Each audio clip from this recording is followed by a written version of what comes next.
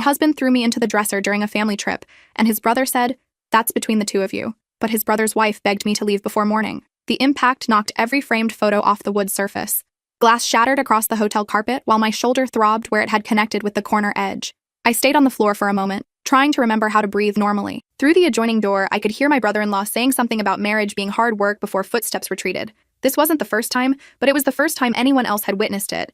We'd driven 8 hours to celebrate his parents' anniversary at a resort in the mountain. The whole family was staying in connected rooms. Big mistake. My husband Cole had been drinking since we arrived. When I suggested he slow down, he grabbed my wrist and twisted until I apologized. The dresser incident happened after I mentioned to his mother that maybe we should head home early. His brother Grayson had burst through the adjoining door at the sound of furniture crashing. He'd looked at me on the floor, at Cole standing over me with his fist still clenched. Then he'd said those words. Like watching your brother assault his wife was just an awkward social situation to politely excuse yourself from. But Grayson's wife Melissa had appeared behind him. Her face had gone completely white. After Grayson left, she stayed. She helped me up and sat with me while Cole passed out drunk. Now it was 3 in the morning and she was whispering urgently through the door. I opened it. She was fully dressed with car keys in hand. She'd packed my things. My suitcase was in her trunk. I started to protest, to make excuses, the same script I'd been performing for 2 years. Melissa cut me off. She told me about her college roommate whose boyfriend was like Cole, how she'd told herself it wasn't her business, how she'd found out 3 months later that he'd killed her. The words hung between us in the dark hallway. Melissa said if I stayed, he'd apologize tomorrow, blame the alcohol, promise it would never happen again. His family would act like nothing happened because that's what they always do. And in 6 months, it would happen again. But next time, there might not be anyone in the next room to hear the furniture break. I thought about his mother's face at dinner, how she'd changed the subject immediately, about the way Grayson had looked at me on the floor like I was a stain, about how many times Cole had apologized before, how many times I'd believed this time would be different. Melissa had a friend in Boulder who ran a women's shelter. She'd already called her. Her car was parked by the side entrance. I looked back at our hotel room door, at the man who used to bring me coffee in bed, who'd grabbed my throat last month and lifted me off the ground until I couldn't breathe, who swore he'd get help, who never did. I made my decision in the space between heartbeats, grabbed my phone and followed Melissa down the silent hallway. The drive took 2 hours. Melissa talked about her roommate Whitney. She'd been 22 when she died. Melissa had known. She'd seen the bruises. But she'd told herself it wasn't her place to interfere. She carried that with her every single day. The shelter was a plain brick building. A woman named Patricia was waiting. As Melissa turned to leave, I grabbed her arm. She hugged me hard and told me not to go back. No matter what he promised. I promised. That was 19 hours ago. My phone has been vibrating nonstop. 17 missed calls from Cole. 8 from his mother. Text messages ranging from apologies to threats. His mother's last message said whatever happened was probably just a misunderstanding, that I should come home and we could talk this through as a family. Patricia knocked on my door an hour ago saying I had a visitor. My heart stopped. But it wasn't Cole. It was Melissa again, this time with Grayson. My brother-in-law looked like he hadn't slept. He said he needed to tell me something about what really happened to Cole's first wife. I let them into the small room. Grayson sat down heavily on the chair by the window, while Melissa stood near the door like she was ready to run. He looked at his hands for a long moment before speaking. Cole was married before. Her name was Vanessa. We all loved her. She was funny and smart, and she made my brother seem like a better person just by being around him. For the first year, everything seemed perfect. Then little things started happening. She'd have bruises she couldn't quite explain. She'd cancel plans last minute. She stopped posting on social media. Stopped seeing her friends. I noticed. We all noticed. But Cole always had an explanation. She tripped on the stairs. She wasn't feeling well. She was just tired from work. And Vanessa would smile and nod and agree with whatever he said. My parents loved Cole. He was the golden child, the successful one. So when Vanessa started seeming distant, they blamed her, said she wasn't trying hard enough. That marriage takes work. One night, Vanessa called me at 2 in the morning. She was sobbing so hard I could barely understand her. She said Cole had locked her in the bathroom for 6 hours because she'd bought the wrong kind of milk. When I got to their house, she was sitting on the front steps with a duffel bag. I was ready to take her anywhere. But then Cole came out. He was crying, apologizing, begging her not to leave, promising he'd see a therapist, that he'd change, and she went back inside with him. 3 months later, she fell down the stairs. That's what Cole told everyone, that she'd tripped and hit her head. The police investigated. There were no witnesses, no evidence of foul play. Cole played the devastated widower perfectly. My parents supported him through his grief, helped him plan the funeral, never once questioned his story. But I knew. I'd seen the fear in Vanessa's eyes that night on the steps. I'd heard the desperation in her voice on the phone, and I did nothing. I let her go back into that house. I believed my brother when he said it was an accident. I wanted to believe him because the alternative was too horrible to accept. Grayson's voice cracked. When I saw you on the floor tonight, I saw Vanessa. I heard Melissa telling me we had to do something, and I said it wasn't our business because that's what I said 3 years ago. That's what killed Vanessa. Everyone staying out of it. Everyone pretending not to see. Melissa moved closer to him. After you left, we went back to our room. Grayson couldn't sleep. He kept saying he couldn't do it again. Couldn't watch another woman die because he was too much of a coward to stand up to his brother. So we went through Cole's things while he was passed out. She pulled out her phone and showed me photos. Text messages between Cole and someone named Bridget. Recent ones. From 3 days ago. The messages were explicit. Sexual. He'd been having an affair for at least 8 months based on the timestamps. But that's not all, Melissa continued, scrolling. We found his journal. He writes in it every night. There are entries about Vanessa. About how she made him so angry he couldn't control himself. How she deserved what happened to her. How it was her fault for pushing him. And there are entries about you. She handed me the phone. I read through screens of Cole's handwriting photographed page by page. He'd documented every fight. Every time he'd hurt me. But in his version, I was always the aggressor. I was the one who pushed him too far, who made him lose control, who forced his hand. The most recent entry was from yesterday, before we'd even left for the trip. It said, she's been distant lately, probably thinking about leaving. Can't let that happen again. Need to remind her who's in control. The resort will be perfect. Isolated. Family around to back me up. If she tries anything, I'll make sure everyone sees her as the problem. Worked with Vanessa. Will work again. My hands were shaking so hard I almost dropped the phone. He'd planned it. The whole thing. He'd gotten drunk on purpose. Started the fight on purpose. Threw me into the dresser knowing his family was in the next rooms. Knowing they'd see me as dramatic or oversensitive. Knowing they'd take his side. I think he was going to kill you this weekend, Grayson said quietly. I think he was setting up the narrative. The unstable wife who got drunk and had an accident. The grieving husband who tried so hard to help her. And we would have all believed him. Just like we did with Vanessa. Patricia had been standing in the doorway listening. She came in and sat on the edge of the bed next to me. What you're describing is a pattern. A very dangerous one. Men like Cole don't stop. They escalate. And they're incredibly skilled at manipulation, making themselves look like the victim, isolating their partners from anyone who might help. She'd seen it before, hundreds of times. Women who'd barely escaped with their lives from men who seemed charming and successful to everyone else. Men whose families defended them, who had entire communities convinced their victims were the crazy ones. You need to understand something, Patricia continued. You didn't leave him. You escaped him. There's a difference. And he will try to get you back, not because he loves you, but because you took away his control. That's what this is really about. Control. My phone buzzed again. Another text from Cole. This one said, I know where you are. I'm coming to get you. We can work this out. I love you. Please just talk to me. How does he know where I am? I looked at Melissa. She shook her head. He doesn't. He sent that same message to every women's shelter within a 3-hour radius. We checked. He's guessing. Trying to scare you into contacting him. Patricia took my phone. With your permission, I'm going to document everything. Every message, every call, every threat. We're going to build a case. And then we're going to get you a restraining order. Maybe more, depending on what the police say about Vanessa's death. Can they reopen that investigation? I asked. Grayson nodded. I already called them, told them everything, sent them the photos of the journal. They're taking another look at the evidence. Vanessa's family never believed it was an accident. They'll want to know about this. The next few hours blurred together. Patricia made calls, documented everything. A lawyer showed up, someone who worked with the shelter pro bono. She explained my options, restraining order, divorce, possibly pressing charges for assault.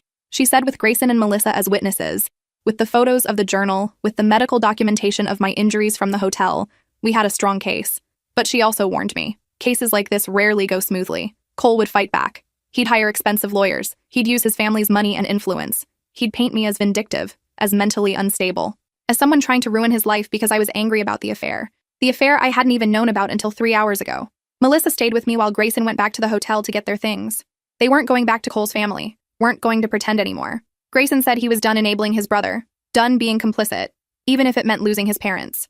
When he returned, his face was grim. His mother had called him a traitor. His father had said he was throwing away the family over a domestic dispute that had nothing to do with him. Cole had apparently woken up and realized I was gone. He'd trashed the hotel room, broken a window. Hotel security had been called. His parents were handling it, making excuses, paying for damages, the pattern repeating itself exactly as it had with Vanessa. I spent the next week at the shelter learning things I wish I'd known years ago, about the cycle of abuse, how it starts small, a controlling comment about what you're wearing, jealousy disguised as caring, slowly isolating you from friends and family, then the first incident, followed by the honeymoon phase where they're the person you fell in love with again, until the next incident, and the next, each one worse than the last. Patricia showed me statistics, how leaving is the most dangerous time, how women are most likely to be killed within the first 3 months after leaving their abuser, how I needed to be careful, vigilant, how I couldn't trust that Cole would just let me go. The restraining order was granted based on the hotel incident and Grayson's testimony. Cole was ordered to stay at least 500 feet away from me. No contact, no communication through third parties. He violated it within 36 hours. He showed up at my old job, the restaurant where I'd worked before I married him, before he'd convinced me to quit because he made enough money for both of us, because I didn't need to work, because he wanted me home. Another control tactic I hadn't recognized. My old manager called Patricia immediately. Cole had come in asking where I was, demanding to speak to me. When they said I didn't work there anymore, he'd caused a scene, yelling about how I was his wife and they had no right to keep him from me. Security had escorted him out. The police were notified. Cole was arrested for violating the restraining order. His parents posted bail within 2 hours. His lawyer argued it was a misunderstanding, that Cole was simply distraught over his marriage falling apart, that he hadn't meant any harm. The judge wasn't sympathetic. Cole was ordered to attend anger management classes, to stay away from any place I was known to frequent, to have absolutely no contact with me while the divorce proceedings moved forward. But the messages didn't stop. They just became more creative. He created fake social media accounts to message me. He had friends and family reach out on his behalf. His mother called Patricia's shelter claiming to be looking for resources for a friend, obviously trying to confirm I was there. He sent flowers to the shelter with no card. A dozen red roses left on the doorstep like a threat. Patricia helped me file for divorce. Colorado has mandatory waiting periods, but we could start the process. I wanted nothing from him. Not the house we'd bought together, not his money, not anything except my freedom and my safety. My lawyer said that wasn't how it worked, that marital assets had to be divided, that I was entitled to half of everything acquired during the marriage, but I didn't want to be tied to him through property disputes. Didn't want any reason for him to contact me ever again. We negotiated. I'd take a settlement of $50,000 and sign away all rights to everything else. The house, the cars, his retirement accounts, everything. Just let me go. My lawyer thought I was being foolish, that I deserved more. But she didn't understand that no amount of money was worth looking over my shoulder for the rest of my life. Cole's lawyer countered with $20,000, said I'd been the one to abandon the marriage, that I had no grounds for divorce except my own instability, that Cole had been nothing but a loving husband and I was manufacturing abuse claims to get a better settlement. Grayson provided his testimony in writing, detailed exactly what he'd seen, what he'd witnessed over the past 2 years, what he'd failed to acknowledge with Vanessa. Melissa did the same. They included the photos of Cole's journal. The offer increased to $40,000. My lawyer pushed for the full 50+ legal fees. We settled at $55,000. Cole signed the papers the same day. My lawyer said he'd seemed eager to be done with it, that he'd barely read the terms. That should have been my first warning. The divorce was finalized on a Tuesday in October. I walked out of the courthouse with Patricia beside me, feeling like I could finally breathe. 3 months since that night at the hotel. 92 days since I'd escaped. I'd survived. I was free. I started looking for an apartment, for a job. Started rebuilding the life I'd lost when I married Cole. My old manager at the restaurant said she'd hire me back in a heartbeat. Patricia connected me with a trauma therapist. Melissa and Grayson helped me look at apartments. Co-signed my lease when my credit wasn't enough on its own. Everything was falling into place. Then the detective called. The one investigating Vanessa's death. He wanted to meet with me. Said he had information about Cole. About the case. About what they'd found. We met at a coffee shop near the shelter. Detective Morrison was in his 50s with tired eyes that had seen too much. He laid out crime scene photos from Vanessa's death. She'd fallen down 13 stairs according to the original report. Broken neck. Died instantly. But when they'd re-examined the evidence with Cole's journal entries in mind, inconsistencies appeared. The bruising patterns didn't match a simple fall. There were defensive wounds on her forearms.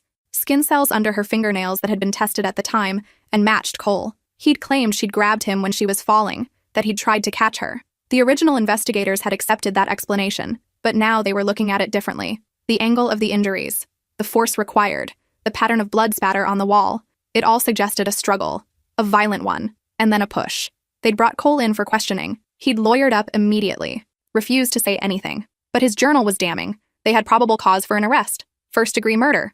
I felt sick. I'd married a murderer. Shared a bed with someone who'd killed his first wife. Let him touch me.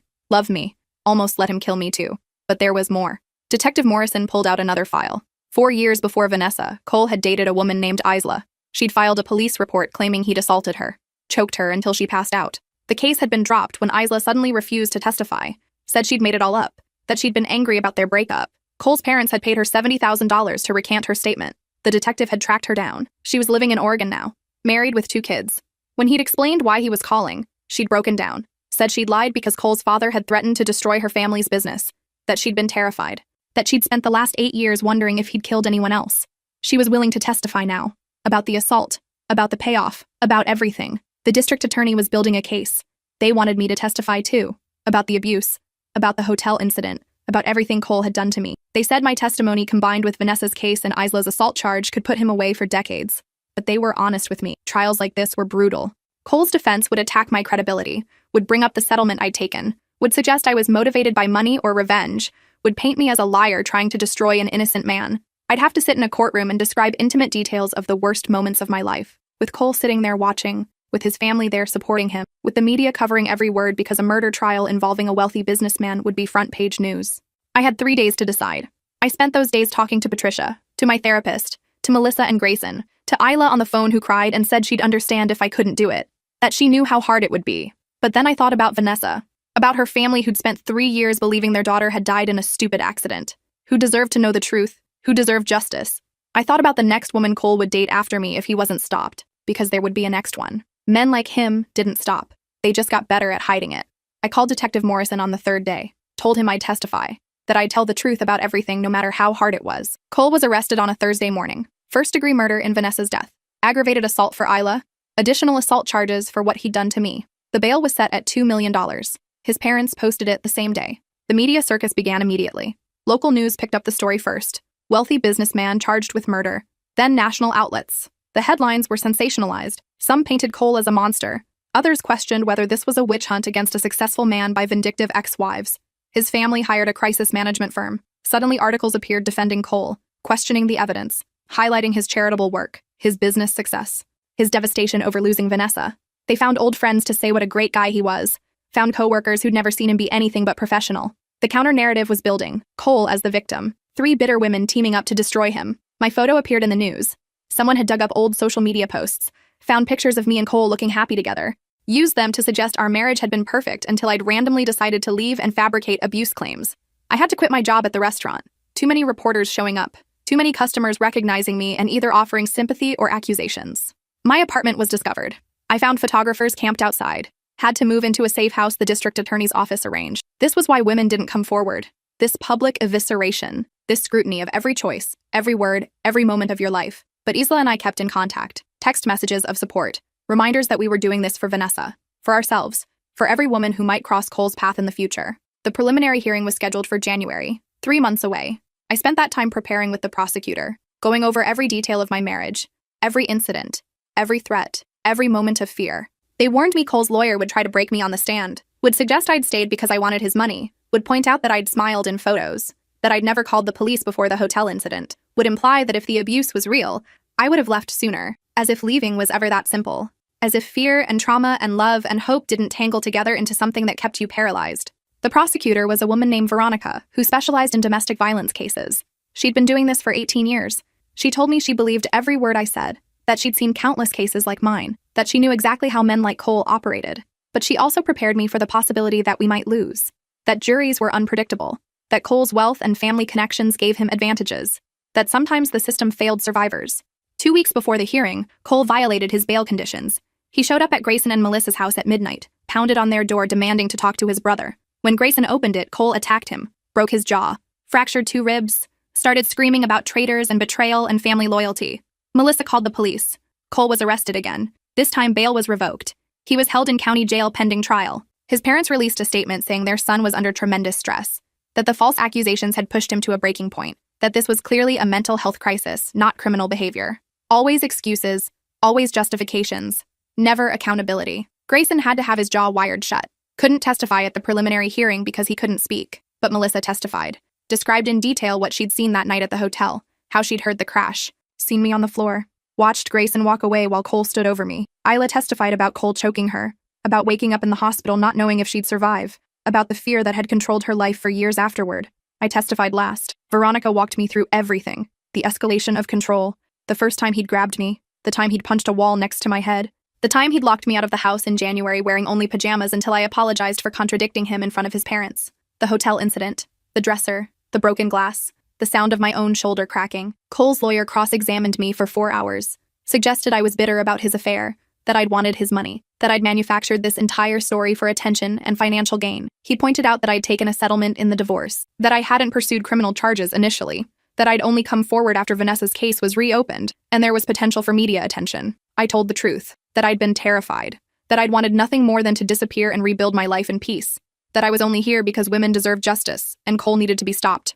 The judge ruled there was sufficient evidence to proceed to trial. Cole would be tried for first-degree murder in Vanessa's death, for aggravated assault against Isla and me, for violating the restraining order, for the attack on Grayson. The trial date was set for April, 5 months away. Those 5 months were the longest of my life. I couldn't work because my face was too recognizable. Couldn't go out without being photographed. Couldn't exist without comments and opinions and judgments from complete strangers who thought they knew my story. Cole's family doubled down on their support. His mother gave interviews crying about how her son was innocent, how I was a liar who'd seduced her boy and was now trying to destroy him. How the real victim here was Cole, who'd loved his wives and was being persecuted for it. She never once mentioned Vanessa's name. The defense strategy became clear through pre-trial motions.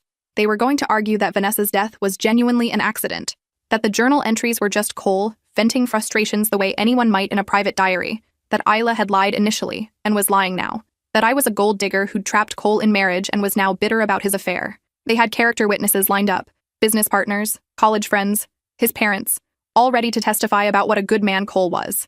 Veronica prepared me for all of it. We did mock cross-examinations where she played the defense attorney, attacking my credibility, my timeline, my motivations. She was brutal because she said the actual lawyer would be worse. She was right. The trial started on a Monday in April. The courthouse was surrounded by media, protesters too, some holding signs supporting survivors, others claiming Cole was innocent until proven guilty. The public had divided itself into camps, Team Cole or Team Truth. Jury selection took 3 days. The defense rejected anyone who'd experienced domestic violence or had strong opinions about abuse. The prosecution rejected anyone who seemed sympathetic to Cole's wealth and status. We ended up with 12 people who claimed to be neutral, who said they could weigh the evidence fairly. I hoped they were telling the truth. Opening statements laid out the two competing narratives. Veronica painted a picture of a man who'd gotten away with violence for years, who'd escalated from control to assault to murder, who'd hidden behind wealth and charm while destroying the women who loved him. Cole's lawyer painted a picture of a successful man whose only crime was loving too deeply, who'd lost one wife to a tragic accident, and was now being destroyed by 2 vengeful women who couldn't accept that he'd moved on. The prosecution called witnesses first. Vanessa's family testified about the changes they'd seen in their daughter, how she'd become withdrawn, how she'd stopped calling, how they'd known something was wrong but she'd insisted everything was fine. Her best friend testified about the last conversation they'd had, 2 days before Vanessa died, about how Vanessa had said she was thinking about leaving, that she was scared but couldn't live like this anymore. The medical examiner testified about the injuries, the inconsistencies with a simple fall, the defensive wounds, the evidence of a struggle. Detective Morrison testified about the journal, about the investigation, about the pattern of behavior. Then Isla took the stand. She was 31 now, composed, strong. She walked the jury through her relationship with Cole, how charming he'd been at first, how slowly the control had started, the first time he'd grabbed her, the night he'd choked her. Cole's lawyer tried to discredit her, brought up the recanting, the money, suggested she'd made it all up for attention back then, and was continuing the lie now for more attention. Isla didn't flinch. She explained the pressure she'd been under, the threats to her family, how young and scared she'd been, how she'd lived with guilt and fear ever since. I believed every word. So did 3 of the jurors based on their expressions. Melissa testified. Grayson testified despite his jaw still being wired partially shut. His speech was garbled, but his meaning was clear. He'd failed Vanessa. He wasn't going to fail me. Then it was my turn. I walked to the witness stand on shaking legs. Cole was sitting at the defense table in an expensive suit looking every bit the wronged innocent man. His eyes met mine. There was no remorse there. No recognition of what he'd done. Just cold calculation. Veronica walked me through my testimony. Our relationship. The beginning when everything seemed perfect. The first red flag. The first incident. The escalation. The control. The violence. The fear. The hotel. The dresser. The escape. I kept my voice steady. Stated facts. Didn't embellish. Told the simple truth of what it had been like to live with Cole. Then the cross-examination began. Cole's lawyer was a man named Frederick. 60s, silver-haired, grandfatherly appearance. He smiled at me like we were old friends, then proceeded to eviscerate every statement I'd made. He questioned my timeline, pointed out inconsistencies between my testimony and things I'd said in depositions, tiny differences in phrasing or order of events. Suggested I'd rehearse this story. He brought up the affair, asked if I'd known. When I said no, he implied I must have been willfully blind. Suggested I'd stayed with Cole for his money despite the affair and was now angry about losing access to his wealth. He pointed out that I'd taken a settlement in the divorce, that I'd signed away rights to most assets. Why would someone who'd been abused and was planning to seek justice negotiate a divorce settlement first? Because I'd wanted to be free of him, because I hadn't known about Vanessa, because I'd been focused on survival, not revenge. But Frederick made it sound calculated, like I'd gotten what I could out of the divorce and then decided to pursue criminal charges for more attention or more money or both. He showed the jury photos of me and Cole looking happy together, at his company Christmas party, on vacation in Mexico, at his parents' anniversary dinner the day before the hotel incident. If you were so afraid, why are you smiling in these photos? Because abuse victims learn to perform, to pretend, to hide, because showing fear makes it worse. But to a jury, those photos told a different story. They showed a couple who looked genuinely happy, who looked in love. Frederick spent 6 hours cross-examining me. By the end, I was exhausted, drained, questioning whether I'd explained things well enough, whether the jury believed me. Veronica did redirect, walked me through the photos again, asked me what had happened before each one was taken, the threats, the control, the violence that had preceded these moments of forced normalcy. In the Mexico photo where we looked happy and tanned and beautiful, Cole had shoved me against the bathroom mirror that morning because I'd taken too long getting ready. The glass had cracked. My back had been covered in bruises under that sundress. At the Christmas party, he'd twisted my wrist in the car on the way there because I'd suggested we leave early. I'd smiled all night with finger-shaped bruises hidden under my sleeves. At his parents' anniversary dinner, he'd grabbed my throat in the hotel bathroom and told me he'd kill me if I embarrassed him in front of his family. I'd walked into that dining room an hour before the dresser incident, already terrified. But photos don't show context. They don't show what happens off camera. The defense called their witnesses. Cole's business partners testified about his character, his generosity, his mentorship, his success. His parents testified that they'd never seen him be violent, that both Vanessa and I had seemed happy, that they'd raised their son to respect women. Friends from college testified that Cole had always been a good guy. A little intense sometimes, sure, but never violent, never aggressive. His therapist testified that Cole had been attending anger management classes, that he was making progress, that he'd shown genuine remorse.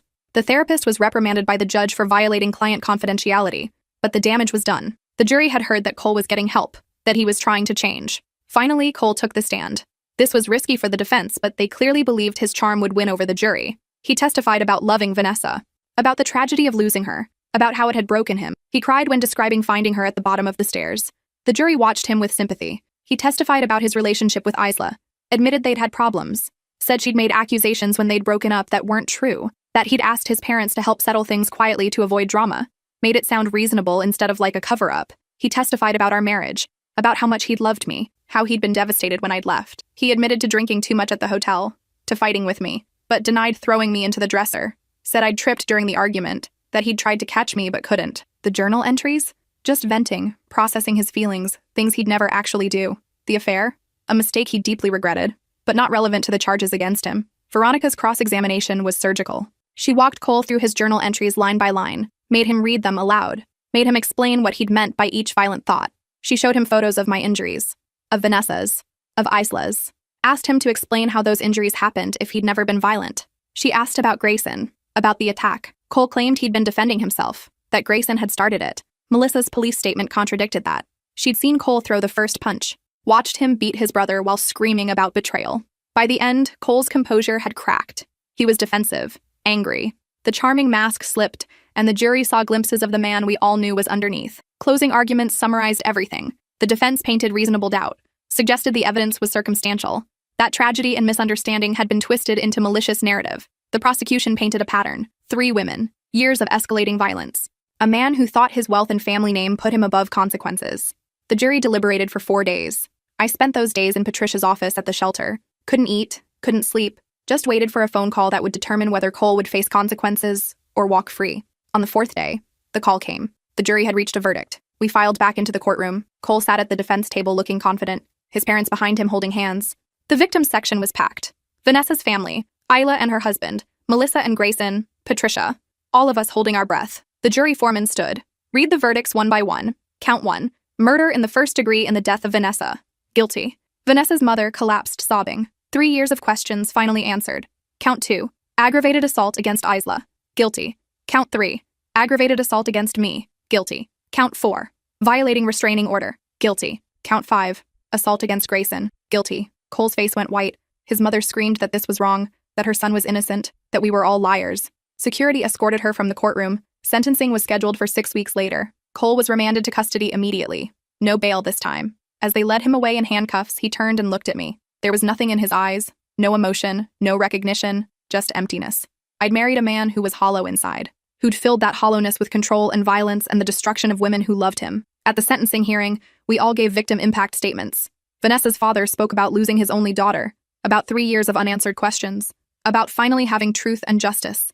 Isla spoke about the years she'd spent in therapy, the relationships she'd struggled with, the fear that had followed her, about finally being free of that fear. I spoke last. I talked about the woman I'd been before Cole, confident, ambitious, full of dreams, how he'd systematically destroyed that woman, replaced her with someone who was afraid of everything, who apologized for breathing too loudly, who learned to make herself smaller and quieter and invisible, hoping that might be enough to keep her safe. It never was. I talked about rebuilding myself from nothing, about the work of healing, about learning to trust again, about the nightmares that still woke me up, about checking every lock 3 times, about flinching when anyone moved too quickly near me. I looked at Cole while I spoke. He stared straight ahead, never met my eyes. The judge sentenced him to life in prison without possibility of parole for Vanessa's murder. Additional consecutive sentences for the assault charges totaling 35 years. Even if he somehow won an appeal on the murder charge, he'd be nearly 90 before he could be released. It was over. We gathered outside the courthouse afterward. Vanessa's family, Isla and her husband, Melissa and Grayson, Patricia and Detective Morrison, Veronica. All of us who'd fought to get here, who'd testified and endured and refused to stay silent. The media wanted statement, interviews, reaction shots. I gave one brief comment. I hope this helps other survivors find the courage to leave, to speak up, to know they're not alone. Then I walked away from the cameras and never looked back. The aftermath took months to process.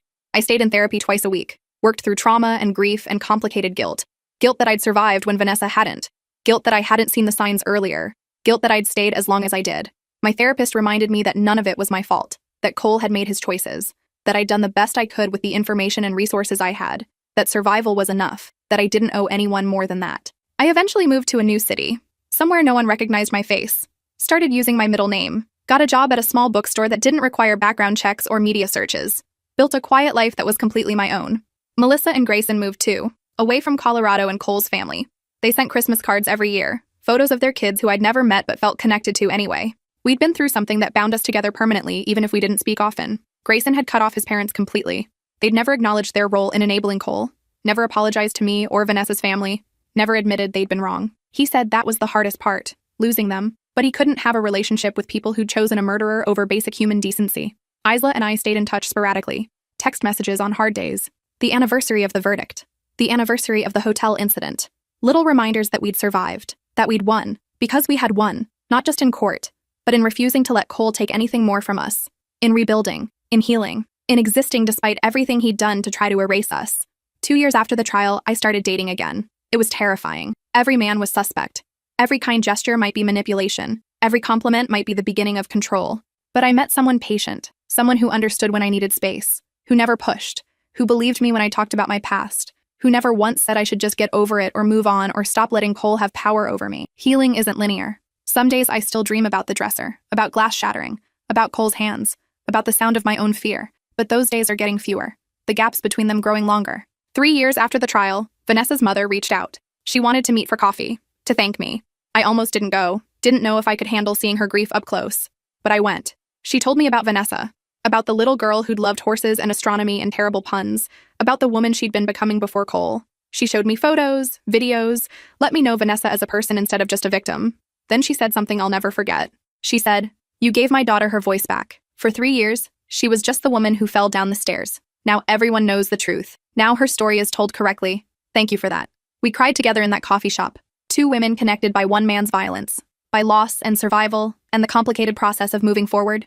I think about Vanessa sometimes, about how easily I could have been her, how close I came, how the only difference between us was Melissa's intervention, her college roommate's death. That one moment of someone deciding to get involved instead of looking away. That's what saved me. Someone caring enough to act, to risk family drama and discomfort and conflict to pull me out of that hotel.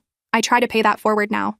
I volunteer at Patricia's shelter, help other women navigate the legal system, sit with them while they cry, remind them they're not crazy, that it's not their fault, that they deserve safety and peace. Some of them don't leave. They go back to their abusers. Believe the promises.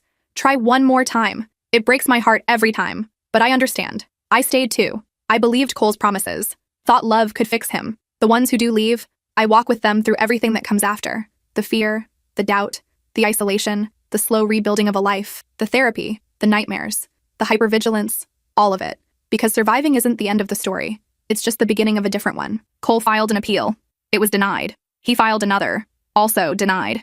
He'll keep filing, keep trying to overturn the verdict, keep claiming innocence. That's what men like him do. They never accept responsibility, never acknowledge what they've done. But he's in prison, and I'm free, and that matters more than anything else. 4 years after the trial, I walked into a coffee shop and heard someone call my name, my actual name, the one I'd stopped using. I turned and saw Cole's mother standing there. My first instinct was to run, but I stood my ground, made myself stay. She looked older, grayer, smaller somehow. She asked if we could talk, just 5 minutes.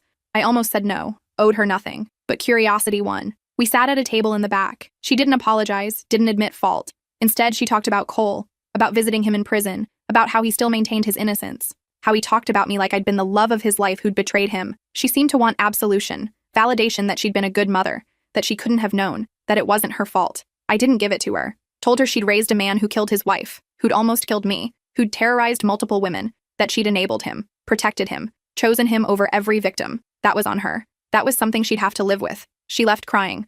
I stayed and finished my coffee, felt nothing but a distant pity for a woman who'd loved her son more than truth, more than justice, more than the lives he'd destroyed. I don't hate her. I don't hate Cole anymore either. Hate takes energy I'd rather spend on healing, on building, on living the life he tried to take from me. 5 years after the trial, I bought a house. Small, cozy, completely mine. I planted a garden, adopted a dog, fell in love with someone who treats me with gentleness and respect, who's never once raised a hand to me, who never will. I still see Patricia sometimes. Still volunteer at the shelter. Still tell my story to other survivors who need to hear that escape is possible, that justice sometimes happens, that life after abuse can be beautiful and peaceful and whole.